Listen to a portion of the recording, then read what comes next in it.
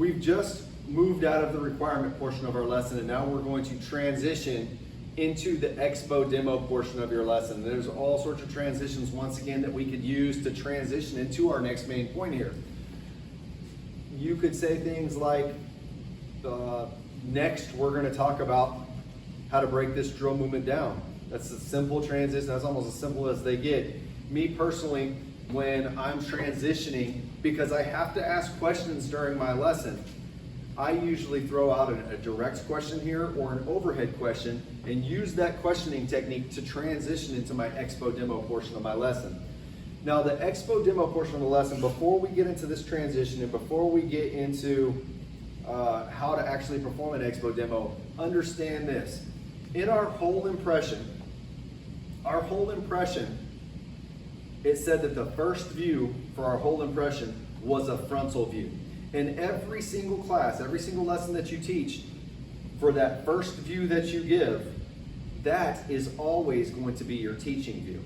Whatever the first view is, so if I was teaching a to the rear march and it said my first view was a side view, then that is my teaching view when I get into the Expo demo portion of my lesson.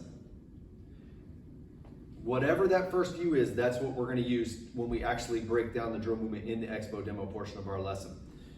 So for this lesson, it told us in the whole impression, it said the first view is a frontal view, so that when I get into this lesson and I transition down, I'm going to once again set my stage in that same view.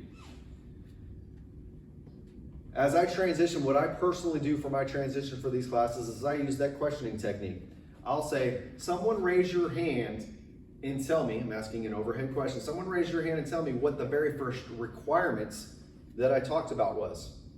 And a trainee is going to raise their hand and they're going to say, sir, you had to be at the position of attention. I'm going to use that answer to the question to help me set up for the setup on the stage to demonstrate this drill movement. So I'd say, trainee, someone raise your hand and tell me what the very first requirement is. Sir, trainee, so report, the very first requirement was that you had to be halted at the position of attention. That's my cue too. You're exactly right, trainees. We had to be halted at the position of attention in order to perform this drill movement. While you're halted at the position of attention, and then I'll get into the verbiage of my lesson. In your lesson plan, you're going to see a word that's going to say instruction. That's when you see that word instruction, that is the Expo demo portion of the lesson. What I have all my students do is I have them cross out that word instruction. And I have my students write, the command that you will hear to perform this drill movement is, and then it's going to talk about the command, which for this drill movement is right face. So instead of saying instruction, I'm going to say the command that you're going to hear to perform this drill movement is right face. So let's go back to my transition here. Trainee, someone raise your hand and tell me what the first requirement was. Sir, trainee, so reports order, you had to be halted at the position of attention. You're exactly right, trainee. I have to be halted at the position of attention in order to perform this drill movement. When I'm halted at the position of attention, the command that I will hear to perform this drill movement is right face. Now I'm going to get into the verbiage of the lesson plan that it talks about here. Right is your preparatory command. It's your opportunity to mentally prepare yourself. On the command of execution face, this is a 2-count drill movement. In order to complete count 1 of this drill movement, you are going to slightly raise the toes of your right foot and the heel of your left foot. Keeping your legs straight but not stiff, you will pivot 90 degrees to the right, assisted by slight pressure on the ball of your left foot. You're going to place your right foot approximately 22.5 degrees off the center line of your body. Your upper body stays at the position of attention throughout count 1 of this drill movement. Someone raise your hand and tell me how many count drill movement I said this was. That's right, trainee over here said it's a 2-count drill movement. In order to complete count 2 of this drill movement, I'm going to smartly bring my left heel together with my right heel so that my heels are on line and my feet form a 45-degree angle. My body is once again back at the position of attention. So I did all that. I broke the drill movement down in slow motion based off of the verbiage from this lesson plan. And you're going to see throughout your time in your basic military training that different instructors break the drill movement up in different places. There's a couple things that you need to avoid doing. The first thing that you need to avoid doing when you're doing this, when you're doing an Expo demo, is simply reading all the verbiage and then performing. I could have sat up here and I could have said, right as your preparatory command. It's your opportunity to mentally prepare yourself. On the command of execution phase, this is a 2-count drum. In order to complete count 1, you're going to slightly raise the toe of your right foot and the heel of your left foot. You're going to pivot 90 degrees to the right, assisted by slight pressure on the ball of your left foot. You're going to place your right foot 22.5 degrees outside the line of your body, and your upper body will remain in the position of attention throughout count 1 of this drill movement.